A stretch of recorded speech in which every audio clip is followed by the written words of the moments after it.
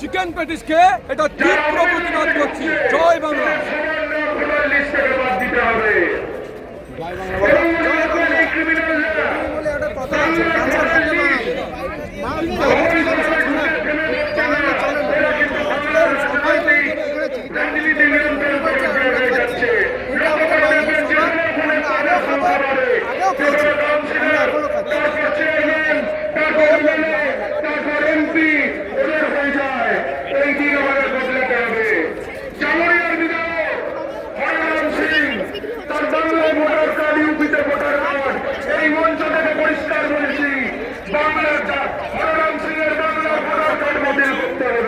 বাঙালি ছাগল খায়, ছাগল ঘাস পাতা খায়,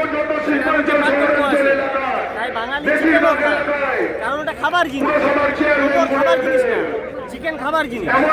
আমরা আজকে বাংলার পক্ষ থেকে আমাদের যেহেতু ফান্ডিং কম, আমাদের 1000 বাঙালিকে খাইছি চিকেন, 1000 বললাম তো ছাগল ঘাস পাতা খায়, আমরা ছাগল খাই।